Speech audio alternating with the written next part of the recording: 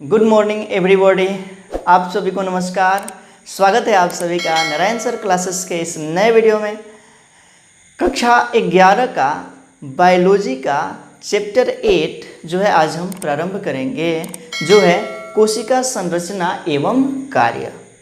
इससे पहले हमने इस क्लास का अध्याय 1 बताया हुआ है और उसके बाद से हमें लगा कि प्रत्येक चैप्टर में जो है सेल्स अवश्य आ रहा है, कोशिका अवश्य आ रहा है। तो सबसे पहले हम कोशिका के बारे में जान लें खूब अच्छे से, उसके बाद से हम क्रम से चैप्टर को आगे बढ़ाएंगे।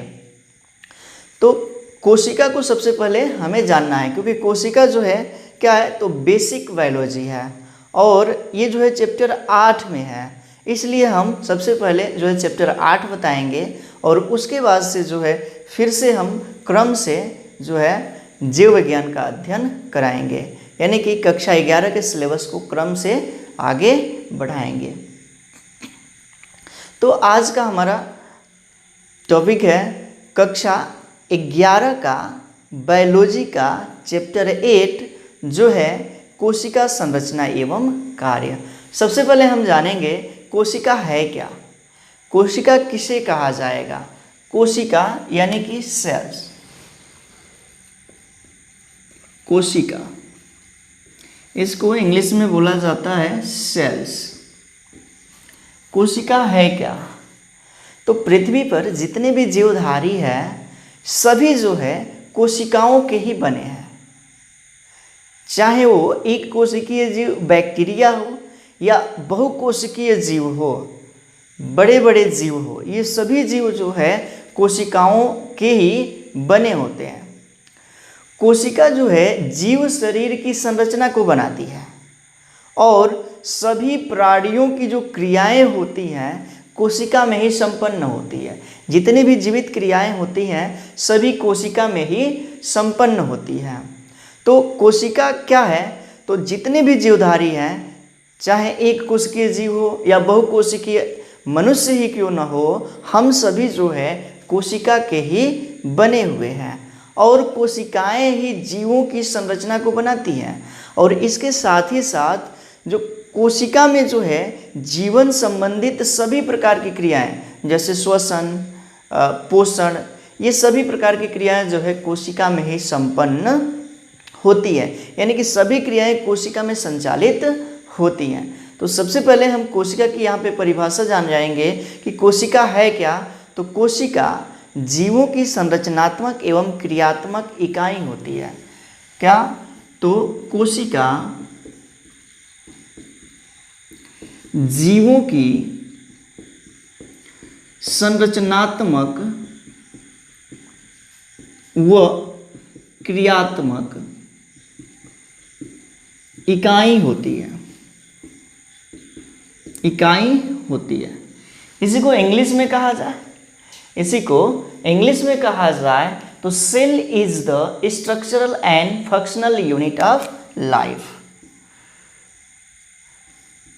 Cell is the structural and functional unit of life. Cell is the structural and functional unit of life, यानी कि कोशिका जो है जीवधारियों की, जीवों की संरचनात्मक एवं क्रियात्मक इकाई होती है। यहाँ पे हम कोशिका है क्या ये हम जान गए कि कोशिका किसे कहते हैं।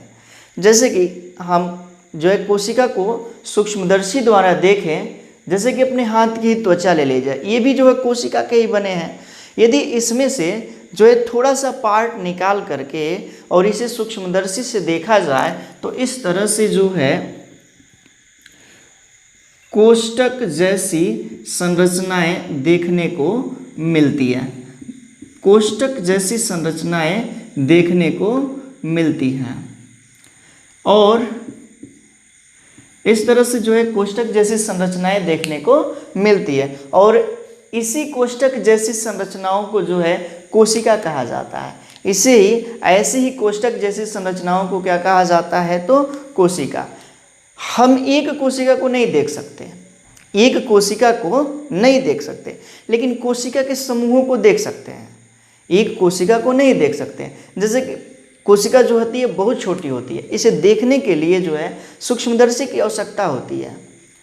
और यदि कोशिका के समूहों को हम देख सकते हैं, कोशिका के समूहों को हम देख सकते हैं, ठीक उसी प्रकार से जैसे कि पानी के एक अणु को, पानी के एक अणु को यानी कि H2O के एक अणु को हम नहीं देख सकते, लेकिन एक गिलास पानी को हम देख सकते हैं, एक गिलास H2O को देख सकते हैं। उसी प्रकार से हम एक कोशिका को नहीं देख सकते, लेकिन कोशिका के समूह को, जैसे कि त्वचा जो है शरीर के जो अंग है कोशिका के समूह से बने, इसे हम देख पा रहे हैं। लेकिन एक कोशिका को हमें देखने के लिए सूक्ष्मदर्शी की आवश्यकता पड़ेगी, कोशिका को हमें देखने के लिए सूक्ष्मदर्शी की आवश्यकता पड़ेगी।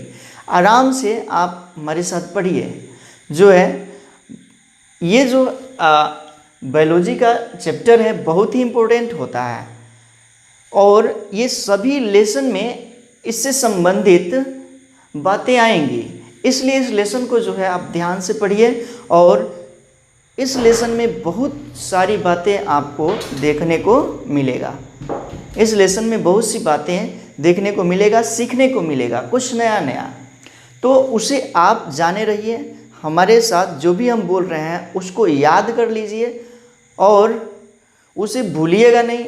आने वाले एग्ज़ाम में आप जो है उसमें अच्छा स्कोर कर पाएंगे, चाहे वो नीट का एग्ज़ाम हो या बोर्ड का एग्ज़ाम हो। तो जो भी बातें हम यहाँ पे बता रहे हैं इस लेसन से, आप जो है उसे अभी का अभी याद कर लीजिए, या क्लास समाप्त होने के बाद जो है आप नोट्स बनाइए और उसको याद कर लीजिए और हमेशा याद रखिए। हम लोगों ने यहाँ पे कोशिका के बारे में जाना। कोशिका है क्या? तो कोशिका जो है जीवों की संरचनात्मक एवं क्रियात्मक इकाई होती है। यदि ये क्या है, कोशिका के समूह है। यदि हम इसमें से एक कोशिका निकालें, यदि हम इसमें से एक कोशिका निकालें तो कुछ हमें इस तरह से संरचना देखने को मिलेगी, इस तरह से संरचना देखने को मिलेगी। कोशिका के अंदर जो है एक गोल आकृति होती है, बीच में सेंटर में एक गोल आकृति होती है। ये हम लोगों की कोशिका है, मनुष्य की कोशिका है। अन्य जीवों की कोशिकाएं जो है डिफरेंट होती है, उसके बारे में हम आगे बताएंगे। तो यहाँ पे जो है कोशिका को बाहर से एक आवरण घेरे रहता है, इसको कहा जाता है कोशिका कला। कोशिका कला, इसी को हम कहेंगे सेल मेम्ब्रेन, इसे ही कहेंगे सेल मेम्ब्रेन। उसके बाद से कोशिका के सेंटर में, केंद्र में एक गोल आकृति होती है, इसे कहा जाता है केंद्रक। केंद्रक और इंग्लिश में कहेंगे न्यूक्लियस। सेंटर में होता है इसलिए इसे जो है केंद्रक कहा जाता है। और हम लोगों की कोशिकाओं में और भी सारी संरचनाएं होती है, जैसे कि केंद्रक से जुड़े हुए इस तरह की कुछ आकृतियां देखने को हमें मिलती हैं, और इसे कहा जाता है अंतःद्रवी जालिका। अंतःद्रवी जालिका। उसके बाद से इसमें जो है कुछ ऐसी संरचना, यहाँ पे जो है केंद्रक से जुड़ी हुई एक संरचना होती है, इसको कहा जाता है अंतःद्रवी जालिका। उसके बाद से केंद्रक में गुणसूत्र पाए जाते हैं, केंद्रक में गुणसूत्र पाए जाते हैं। ये क्या है? तो गुणसूत्र है, गुणसूत्र। और हम लोगों के गुणसूत्र जो है दो प्रकार से, दो भागों से बने होते हैं, डीएनए और हिस्टोन प्रोटीन। डीएनए और हिस्टोन प्रोटीन, डीएनए और हिस्टोन प्रोटीन से जो है ये गुणसूत्र बने होते हैं। ये सभी प्रकार के जीवों में नहीं होता है, प्रोकैरियोटिक कोशिका में नहीं होता, इसके बारे में हम आगे बताएंगे। प्रोकैरियोटिक कोशिका में डीएनए तो होता है गुणसूत्र में, लेकिन हिस्टोन प्रोटीन नहीं होता, वहाँ पे कोई दूसरा ही प्रोटीन होता है। ये गुणसूत्र है क्या? तो थोड़ा सा इसकी संरचना हम देख लेते हैं। गुणसूत्र जो है कुंडलित होते हैं, आगे इसकी संरचना हम बताएंगे। इस तरह से इसकी संरचना, और इस पर 4 हिस्टोन प्रोटीन लगे होते हैं। 4 हिस्टोन प्रोटीन लगे होते हैं। ये है गुणसूत्र की संरचना। उसके बाद से जो हम लोगों की कोशिकाएं हैं, इन कोशिकाओं को हम जो है एक कोशिका को सूक्ष्मदर्शी से नहीं देख सकते। एक कोशिका को जो है हम सूक्ष्मदर्शी से देख सकते हैं, लेकिन ऐसे हम लोग एक कोशिका को नहीं देख सकते। लेकिन कोशिका के समूह को देख सकते हैं, कोशिकाओं के समूह को। जैसे कि हम लोगों का जो ये त्वचा है, ये कोशिकाओं के समूह से बना है, इसे हम लोग देख रहे हैं। लेकिन एक कोशिका निकाल लिया जाए तो बिना सूक्ष्मदर्शी के उस कोशिका को हम नहीं देख सकते हैं। बिना सूक्ष्मदर्शी की सहायता से उस कोशिका को नहीं देख सकते हैं। इस कोशिका के अंदर कुछ ऐसी संरचनाएं होती हैं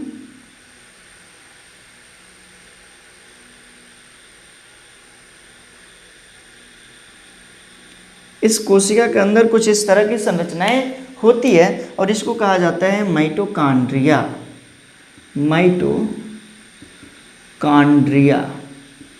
माइटोकॉन्ड्रिया। उसके बाद से कोशिका में होता है गाल्जी काय। ये क्या है? तो गाल्जी काय है, गाल्जी बॉडी। और भी कोशिका में ऑर्गेनल्स होते हैं, सेल ऑर्गेनल्स होते हैं। इसकी चर्चा हम आगे करेंगे। यहाँ पे क्या है? तो ये जो है राइबोसोम है और ये एक कोशिका का स्ट्रक्चर है। और भी संरचनाएं होगी, इसके बारे में हम इसकी संरचना के बारे में आगे वर्णन करेंगे। तो यहाँ पे हमने एक कोशिका के बारे में जाना कि कोशिका होती क्या है। तो कोशिका जो होती है जीवों की संरचनात्मक व क्रियात्मक इकाई होती है, यानी कि cell is the structural and functional unit of life. और पृथ्वी पर जितने भी जीव हैं, विश्व में जितने भी जीव हैं, सभी कोशिकाओं के ही बने होते हैं और कोशिकाएं ही जीवों की संरचना बनाती हैं।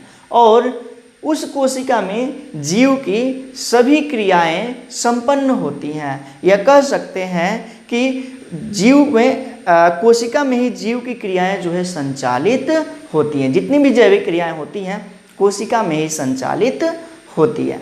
अब बात कर लेते हैं कोशिका की खोज से। कोशिका का खोज किसने किया? तो सर्वप्रथम कोशिका का खोज किसने किया? तो रॉबर्ट हुक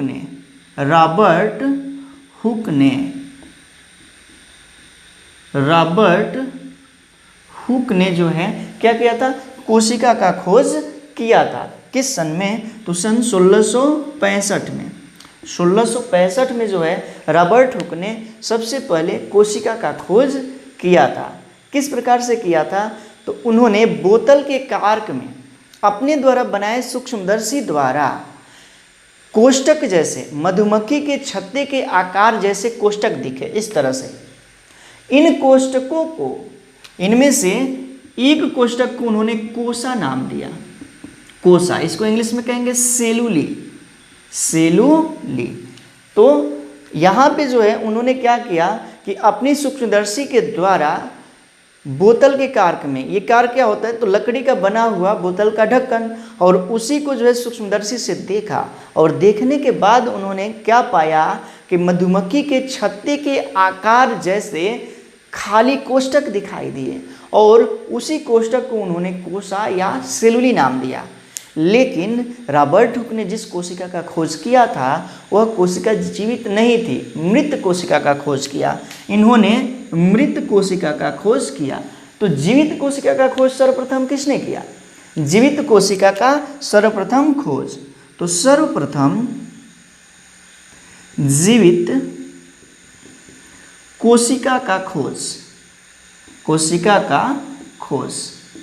तो सर्वप्रथम जीवित कोशिका का खोज करने वाले व्यक्ति है, वैज्ञानिक है एंटोनी वान ल्यूवेनहॉक। एंटोनी वान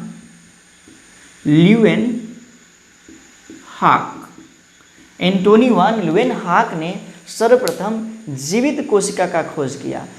कौन से जीव का खोज किया इन्होंने? तो जीवाणु का, बैक्टीरिया का। जीवाणु का खोज किया। जीवित कोशिका का इन्होंने सबसे पहले खोज किया। किसने? तो एंटोनी वान लीवेनहॉक ने, और जीवाणु का खोज किया, और इसलिए जो है इसको जीवाणु का जनक कहा जाता है, जीवाणु विज्ञान का जनक कहा जाता है। ये बात आप याद रखिए। ये जितने भी हम इस टॉपिक से यहाँ पे बता रहे हैं सभी जो है इम्पोर्टेंट है, अभी याद कर लीजिए इसे। हमारे साथ साथ जो है आप इसे पढ़ेंगे तो याद हो जाएगा। और इसे याद रखिए, आप चाहे नीट का एग्ज़ाम देंगे और या बोर्ड का एग्ज़ाम देंगे तो इसमें जो है इससे संबंधित टॉपिक से बहुत सारे क्वेश्चन पूछे जाते हैं। जैसे कि यहाँ पे हम कुछ वैज्ञानिकों का नाम लिए, इनका पूछा जाता है कि जीवित कोशिका का खोज किसने किया, जीवाणु का खोज किसने किया, या कोशिका है क्या, कोशिका कितने प्रकार की होती है, ये सभी बातें। तो आप इसे यहीं पे याद कर लेंगे तो आगे चल करके आप जो एग्जामिनेशन में अच्छा स्कोर कर पाएंगे, भूलेंगे नहीं। तो जो भी हम यहाँ पे बातें बता रहे हैं उसे याद करते चलिए, आसान रहेगा बायोलॉजी पढ़ना। ये जो है बेसिक बायोलॉजी भी है, यानी कि सेल के बारे में जान रहे हैं। और ऐसा कोई चैप्टर नहीं है विज्ञान, जीव विज्ञान का, जिसमें कि सेल नहीं जुड़ा होगा। किसी भी जीव का अध्ययन कर लीजिए, क्योंकि सभी जीव कोशिका के ही बने हैं। इसलिए हम सबसे पहले इस अध्याय को पढ़ाना उचित समझें। उसके बाद से जो है हम कंटिन्यू करेंगे, सीरियल नंबर से लेसनों को, अध्यायों को पढ़ेंगे। तो यहाँ पे हम लोगों ने जाना कि सर्वप्रथम जीवित कोशिका का खोज किसने किया, तो एंटोनी वान लीवेनहॉक ने। अब बात कर लेते हैं, कोशिका के अंदर जो है गोल केंद्रक होता है, गोल केंद्रक होता है जो सेंटर में होता है, इसको इंग्लिश में बोलते हैं न्यूक्लियस, न्यूक्लियस। और ये जो है केंद्रक का खोज किसने किया, तो केंद्रक की खोज करता, केंद्रक का खोज करने वाले जो व्यक्ति हैं, वैज्ञानिक हैं, वो है Robert brown. Robert brown, Robert brown ने जो है 1831 में, सन 1831 में जो है केंद्रक का खोज किया। कोशिका के अंदर पाए जाने वाले केंद्रक का खोज जो है रॉबर्ट ब्राउन ने किया था। रॉबर्ट ब्राउन ने जो है सर्वप्रथम केंद्रक का खोज किया था। यहाँ पे हमने जो है कोशिका के खोज संबंधित बातों को जो है कंप्लीट किया। अब जो है हम जानेंगे कोशिका के प्रकार के बारे में। यहाँ पे थोड़ा सा हम उसका रूपरेखा देखेंगे, आगे चल करके इसका विस्तार से अध्ययन करेंगे कोशिका के प्रकार का। तो सबसे पहले हम जान लेते हैं कोशिका का प्रकार। इन बातों को हम इरेज कर रहे हैं क्योंकि हम यहाँ पे कुछ और बनाने वाले हैं। तो कोशिका के प्रकार, कोशिका के प्रकार, तो कोशिकाएं जो हैं दो प्रकार की होती हैं। एक है यूकैरियोटिक कोशिका, यूकैरियोटिक कोशिका, कोशिका, और दूसरी है प्रोकैरियोटिक कोशिका, प्रोकैरियोटिक कोशिका। सबसे पहले हम इसका एग्जाम्पल बताएंगे कि यूकैरियोटिक कोशिका वाले जीव कौन है और प्रोकैरियोटिक कोशिका वाले जीव कौन है। तो प्रोटिस्टा, प्रोटिस्टा, उसके बाद से कवक, उसके बाद से कवक, जंतु और पादप। ये जो जीव हैं सभी में जिस प्रकार की कोशिका पाई जाती है वो है यूकैरियोटिक कोशिका। हम लोगों में भी यूकैरियोटिक कोशिका ही पाई जाती है, यानी कि हमने जिसका चित्र यहाँ पे बनाया हुआ है ये क्या है, तो यूकैरियोटिक कोशिका है। प्रोकैरियोटिक कोशिका का एग्जाम्पल क्या है, तो जीवाणु, जीवाणु, उसके बाद से नील हरित शैवाल, नील हरित शैवाल और माइकोप्लाज्मा, माइकोप्लाज्मा। तो ये जो जीव है ये क्या है, तो प्रोकैरियोटिक कोशिका के एग्जाम्पल है। तो कहा जाए कि इन तीनों जीवों के अलावा पृथ्वी पर जितने भी जीव हैं उनकी कोशिका कैसी है, तो यूकैरियोटिक है। उनकी कोशिका किस प्रकार की है, इन 3 जीवाणु, नील हरित शैवाल, माइकोप्लाज्मा को छोड़ दिया जाए तो पृथ्वी पर कितने सभी जीव किस कोशिका में है? तो यूकैरियोटिक कोशिका में है, यूकैरियोटिक कोशिका में है। अब जो है थोड़ा सा और जानते हैं यहाँ पे प्रोटिस्टा, कवक, जंतु या पादप है क्या? तो लेसन 2 में हम बताएंगे कि जगत 5 होते हैं। आर.एच. विटेकर ने समस्त जीवों को 5 जगतों में बांटा है। एक है क्या? तो प्रोटिस्टा, कवक, जंतु, पादप और एक है मोनेरा, ठीक ना। तो ये 5 प्रकार के जगत है। तो इसमें से जो मोनेरा को छोड़ दिया जाए तो प्रोटिस्टा, कवक, जंतु, पादप जो है ये सभी जीव, इसके अंतर्गत आने वाले सभी जीव किस प्रकार की कोशिका से बने होंगे? तो यूकैरियोटिक कोशिका से बने होंगे। बात कर लेते हैं प्रोकैरियोटिक कोशिका की। तो प्रोकैरियोटिक 2 शब्दों से मिलकर के बना है। एक है प्रो, जिसका अर्थ होता है प्रीमिटिव, प्रीमिटिव, या इसी को कहते हैं एंशिएंट, एंशिएंट, और इसे हिंदी में कहेंगे प्राचीन। और दूसरा है कैरियोन, कैरियोन, और इसे कहा जाएगा न्यूक्लियस, इसका अर्थ होता है न्यूक्लियस, और इसे कहेंगे केंद्रक, यानी कि वह कोशिका जिसके पास प्राचीन केंद्रक हो, यानी कि असत्य केंद्रक हो। असत्य केंद्रक वाली कोशिका को कहते हैं प्रोकैरियोटिक कोशिका। जिसके पास असत्य केंद्रक होता है ऐसी कोशिका को कहते हैं क्या?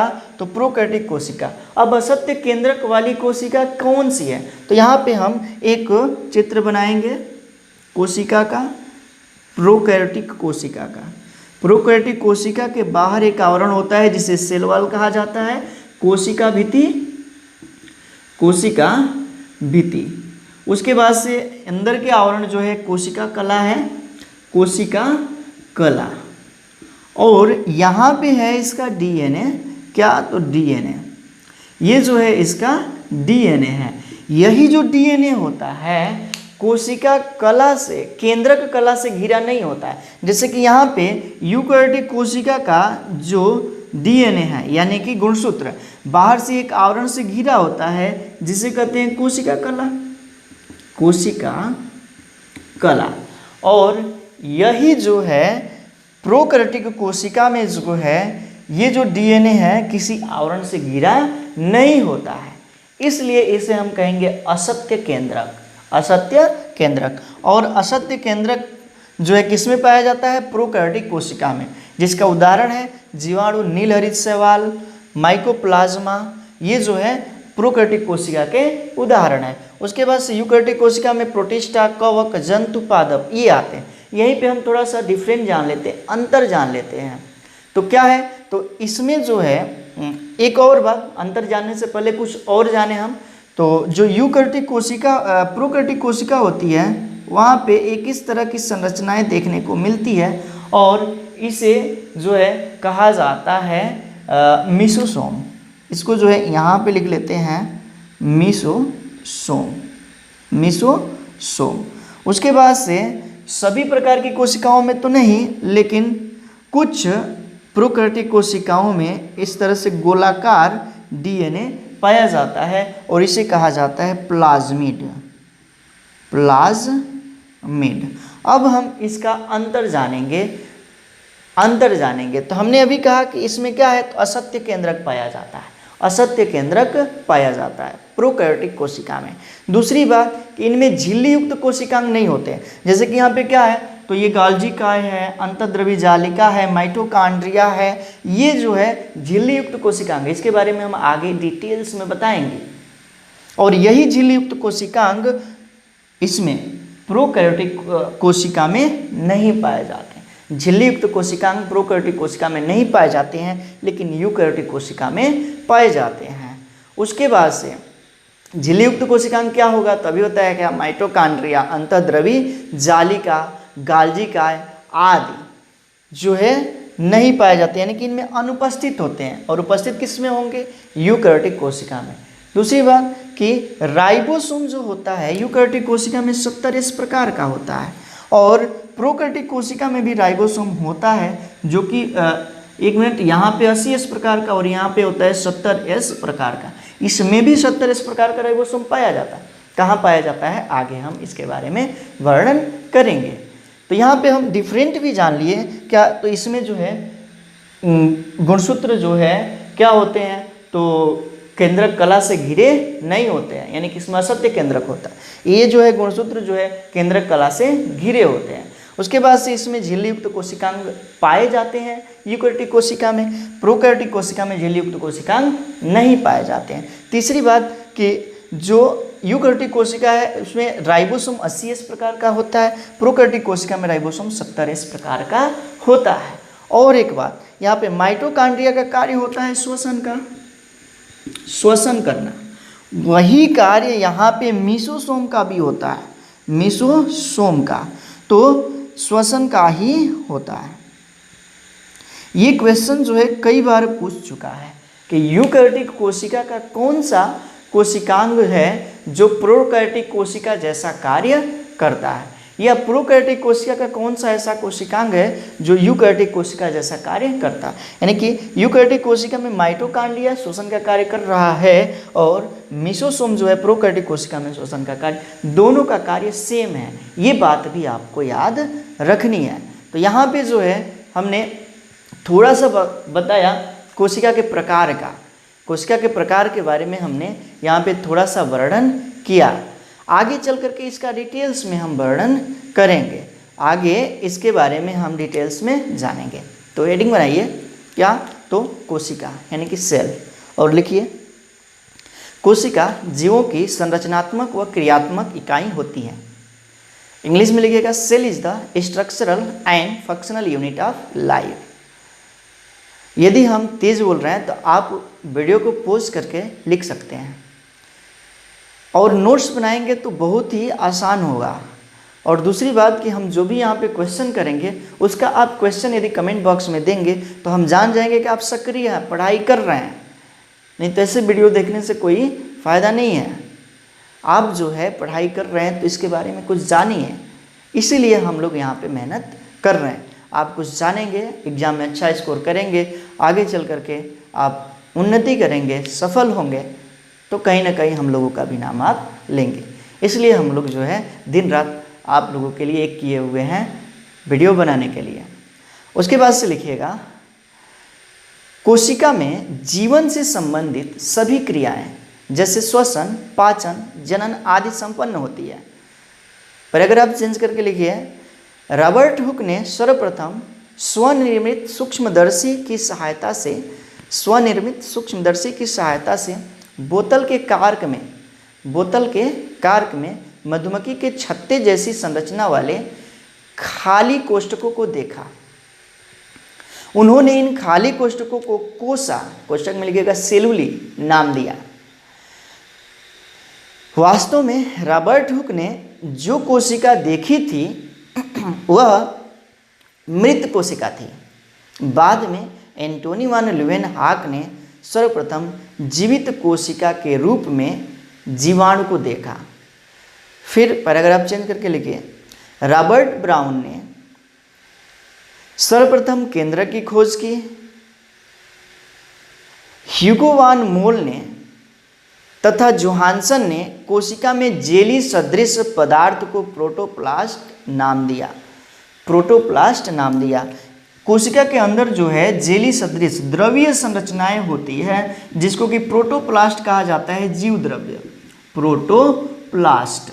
और ये जो है किसने कहा, तो ह्यूगो वान मोल ने। तो वही लिखिएगा कि ह्यूगो वान मोल ने तथा जोहानसन ने कोशिका में जेली सदृश पदार्थ को प्रोटोप्लास्ट कहा।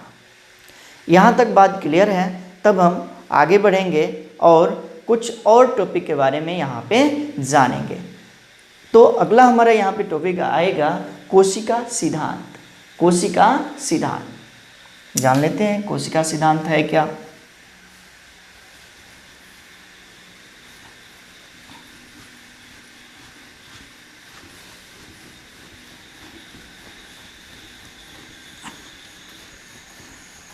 कोशिका सिद्धांत यानी कि सेल थ्योरी।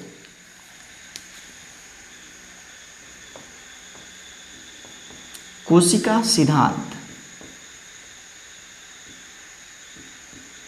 इसी को कहेंगे सेल थ्योरी। Cell theory. सबसे पहले ये जान लेते हैं कि कोशिका सिद्धांत किसने दिया। कोशिका सिद्धांत का प्रतिपादन किसने किया, प्रतिपादित किसने किया? तो दो वैज्ञानिक, एक है जर्मनी के वनस्पति वैज्ञानिक मैथियस स्लीडेन, जर्मनी के वनस्पति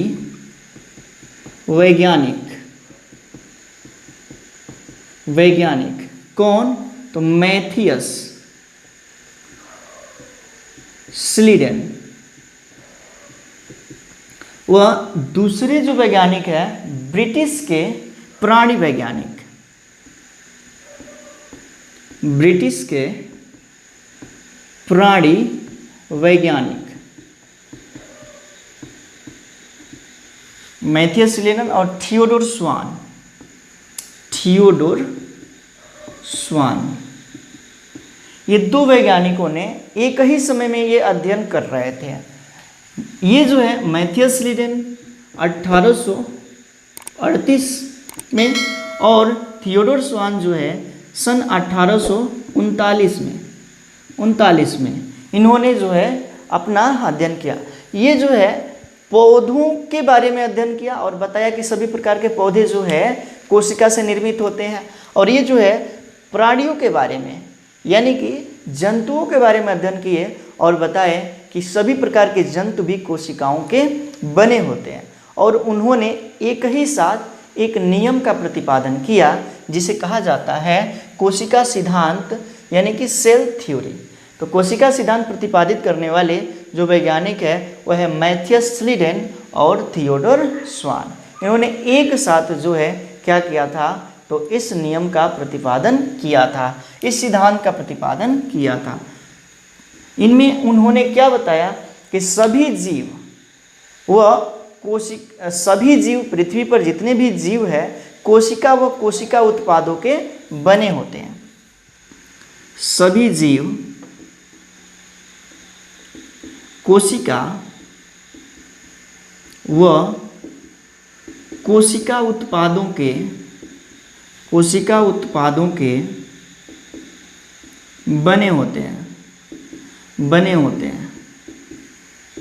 इन्होंने तो बताया कि सभी जीव कोशिका व कोशिका उत्पादों के बने होते हैं। कोशिकाएं जीवों की इकाई होती हैं, लेकिन ये बताने में असफल रहे कि नई कोशिकाओं की उत्पत्ति कैसे होती है, नई कोशिकाओं का निर्माण कैसे होते हैं। ये दोनों वैज्ञानिकों ने ये नहीं बता पाए। तो इसके लिए एक वैज्ञानिक आए जिनका नाम है रुडोल्फ विरकोव। रुडोल्फ, यहाँ पे लिखते हैं रुडोल्फ विरकोव।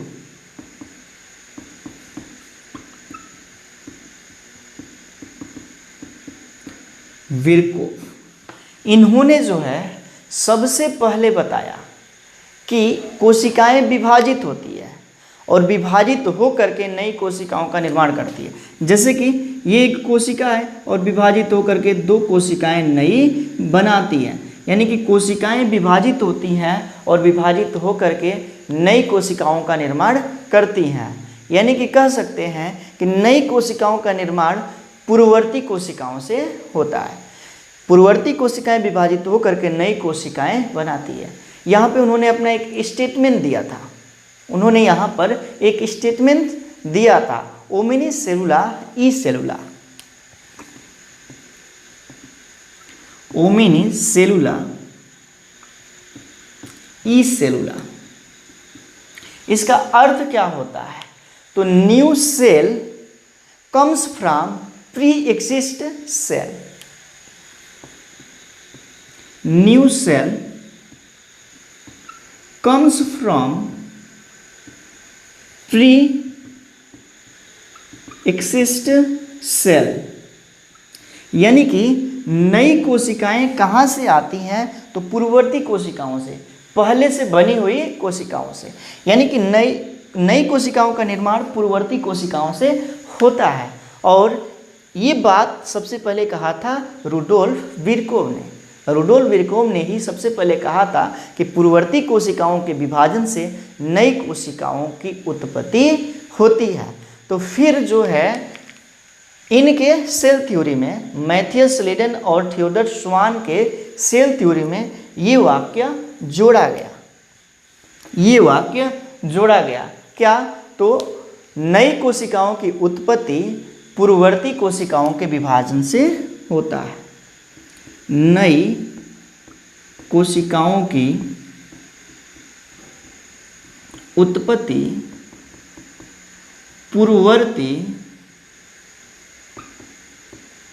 कोशिकाओं के विभाजन से होता है। नई कोशिकाओं की उत्पत्ति पूर्ववर्ती कोशिकाओं के विभाजन से होता है। तब यहाँ पे जो है सेल थ्योरी पूर्ण होता है। सेल थ्योरी क्या है? तो सभी जीव कोशिका व कोशिका उत्पादों के बने होते हैं। और दूसरा, नई कोशिकाओं की उत्पत्ति पूर्ववर्ती कोशिकाओं के विभाजन से होती है। तो यहाँ पर बात समझ में आया। यदि आपको पढ़ाई समझ में आ रहा है और आप जो है खूब अच्छे से इसे समझ रहे हैं तो कमेंट बॉक्स में अवश्य उसका रिप्लाई कीजिए कि हाँ सब कुछ समझ में आ रहा है। उसके बाद से जो है अभी भी आपने हमारे चैनल को सब्सक्राइब नहीं किया है तो इसे सब्सक्राइब कर लीजिए और अपने मित्रों में इसे शेयर कीजिए। जितना अधिक से अधिक शेयर करेंगे उतना जो है हम जल्दी से इस प्रोसेस को आगे बढ़ाएंगे। आपके लिए जो है डेली रेगुलर वीडियो लेकर के आते रहेंगे। तो क्लास 11th के स्टूडेंट हो या जो भी यहाँ पे नीट की तैयारी कर रहे हैं या किसी अन्य परीक्षाओं की तैयारी कर रहे हैं, आप हमारे इस वीडियो को एक बार देखिए, पूर्ण देखिए। पूरा देखेंगे तब आपको संतुष्टि मिलेगी कि क्या यहाँ पे सही सब कुछ चल रहा है कि नहीं। कई लोग क्या करते हैं कि 1 मिनट 2 मिनट देखेंगे और उसके बाद से तुरंत यहाँ से उड़ जाएंगे दूसरे स्थान पे। ऐसा करेंगे तो उड़ते रह जाएंगे। तो हमारा एक सुझाव मानिए, कहीं एक स्थान पे रहिए और वहाँ से पढ़ाई कीजिए। आपका जड़ मजबूत हो जाएगा और जड़ मजबूत होगा तो आपको हिलाने वाला कोई नहीं रहेगा। हमारी बात को आप जड़ बना लीजिए। यहाँ पे हम जाने क्या, तो कोशिका सिद्धांत के बारे में। तो अपने नोट्स में लिखिए, हेडिंग बनाइएगा कोशिका सिद्धांत और लिखिए इसमें सन 1838 में जर्मनी के वनस्पति वैज्ञानिक मैथियस स्लीडन ने बहुत सारे पौधों के अध्ययन के बाद पाया कि ये पौधे विभिन्न प्रकार की कोशिकाओं से मिलकर बने होते हैं। फिर आगे लिखिए, लगभग 1839 में ब्रिटिश के प्राणी वैज्ञानिक थियोडोर स्वान ने विभिन्न जंतुओं के कोशिकाओं के अध्ययन के बाद पाया कि कोशिकाओं के बाहर एक पतली परत मिलती है जिसे जीव द्रव्य कला कहते हैं। कोशिकाओं के बाहर एक पतली परत, जैसे कि ये कोशिका है, इसके बाहर एक पतली परत होगी और इसी को कहा जाएगा जीव द्रव्य कला। फिर पैराग्राफ चेंज करके लिखिए, उपरोक्त आधार पर स्वान ने अपनी परिकल्पना रखते हुए बताया कि प्राणियों और वनस्पतियों का शरीर कोशिकाओं और उनके उत्पादों से बना होता है। फिर लिखिए, स्लीडन और स्वान ने संयुक्त रूप से कोशिका सिद्धांत प्रतिपादित किया। यद्यपि इनका यह सिद्धांत बताने में असमर्थ था कि नई कोशिकाओं का निर्माण कैसे होता है। पैराग्राफ चेंज करके, पहली बार रुडोल्फ विर्चको ने स्पष्ट किया कि कोशिका विभाजन होता है, कोशिका विभाजित होती है और नई कोशिकाओं का निर्माण पूर्ववर्ती कोशिकाओं के विभाजन से होता है। उनका स्टेटमेंट था ओमिनिस सेलुला ई सेलुला, जिसका अर्थ होता है new cell comes from pre exist cell, जिसका अर्थ होता है new cell comes from pre exist cell.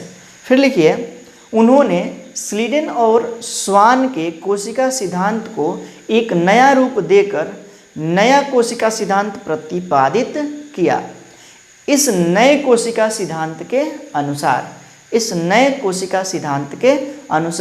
और उसके बाद से लिखिएगा, पहला नंबर सभी जीव कोशिका व कोशिका उत्पादों के बने होते हैं। और दूसरा लिखिए, नई कोशिकाओं की उत्पत्ति पूर्ववर्ती कोशिकाओं के विभाजन से होता है।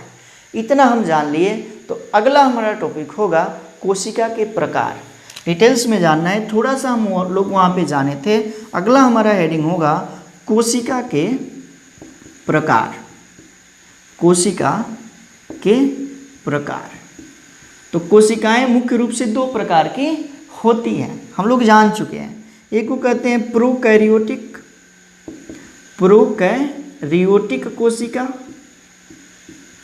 कोशिका। इसका एग्जाम्पल बताया गया है, क्या क्या होता है, तो जीवाणु, नीलहरित शैवाल और माइकोप्लाज्मा।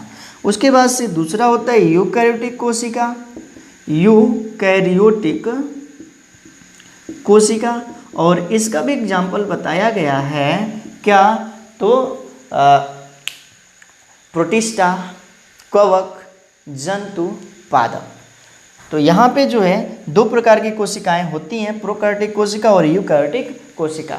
तो इसके बारे में हम डिटेल्स में अगले भाग में अध्ययन करेंगे। जल्द ही हम मिलेंगे दूसरे भाग के साथ। जितनी भी बातें हम यहाँ पे बताएं आप जो है उसे याद कर लीजिएगा, बहुत ही इम्पोर्टेंट है।